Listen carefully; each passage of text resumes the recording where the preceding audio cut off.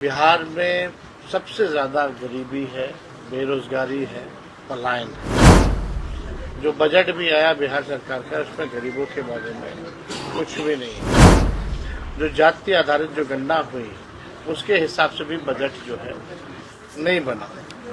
अपराध भ्रष्टाचार बढ़ता जा रहा है और सोशल मीडिया में तो हम पूरा बुलेटिन जो है कहाँ कहाँ हादसे हुए वो भी जारी करते हैं।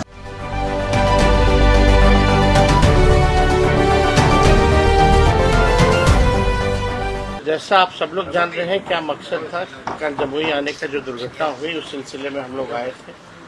परिजनों से हम लोगों ने मुलाकात की थी और अभी हम लोग जो है बांका जा रहे हैं। बांका में जिस प्रकार से सुइया में जिस प्रकार से निर्दोष लोगों को पुलिस के लोगों ने जुल्म किया है, उनके लगातार जो है इस तरह का प्रशासन जो है आम लोगों पर जुर्म ढाने का काम करते हैं। तो जो पीड़ित है उनसे हमारी मुलाकात होगी और क्या हादसा हुआ है वहाँ उसकी सच्चाई तक, गहराई तक हम लोग जानने का प्रयास करेंगे। तो ये कार्यक्रम बांका का है, सुइया में। लेकिन आप देखिएगा दिन प्रतिदिन जो है हम शुरू से कैसे रहे हैं, बेरोजगारी, महंगाई, पलायन। बिहार में सबसे ज़्यादा गरीबी है, बेरोजगारी है, पलायन है। जो बजट भी आया बिहार सरकार का उसमें गरीबों के बारे में कुछ भी नहीं है। जो जाति आधारित जो गणना हुई उसके हिसाब से भी बजट जो है नहीं बना। जो 94 लाख परिवार जो गरीब पाए गए उसमें उनके लिए भी कोई विशेष ध्यान जो है सरकार ने नहीं दिया। अपराध भ्रष्टाचार बढ़ता जा रहा है।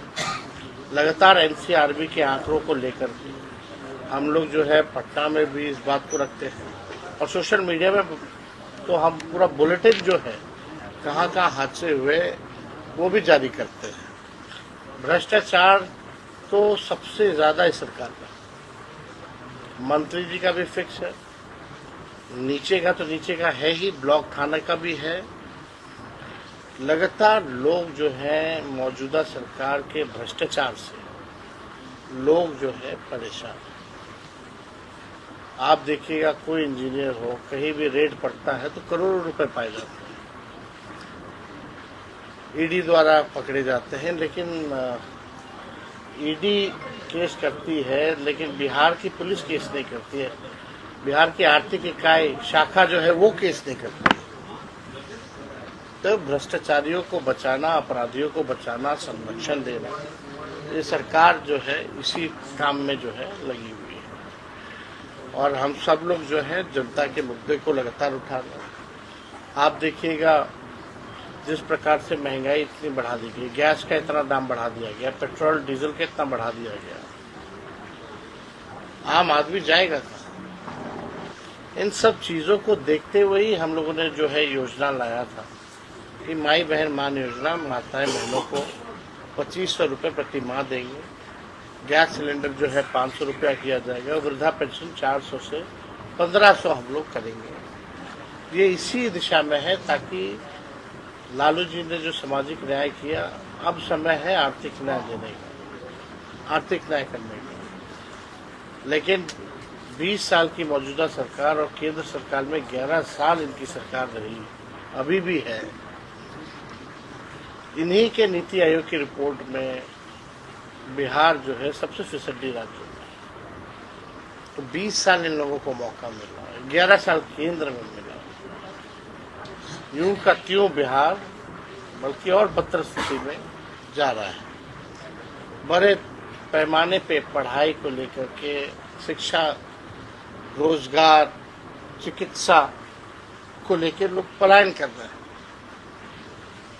और जो यहाँ व्यावसायिक वर्ग है, जो वैश्य समाज के लोग हैं, लगातार जो है उन पे हमले हो रहे हैं, लगातार जो है डकैती की जा रही है, बैंक रॉबरी हो रही है, एटीएम उठा के ले जाना, ज्वेलरी शॉप्स जो है उसकी चोरी की जा रही है। ये मतलब आम बात जो है बिहार में बन करके रह गया है। मुख्यमंत्री अचेत अवस्था में है, उनकी स्थिति हम लोग सब लोग जानते हैं क्या है। इस पर हमको कोई टिप्पा टिप्पणी नहीं करना, हमको तो चिंता होती है उनकी स्थिति को देखते हुए।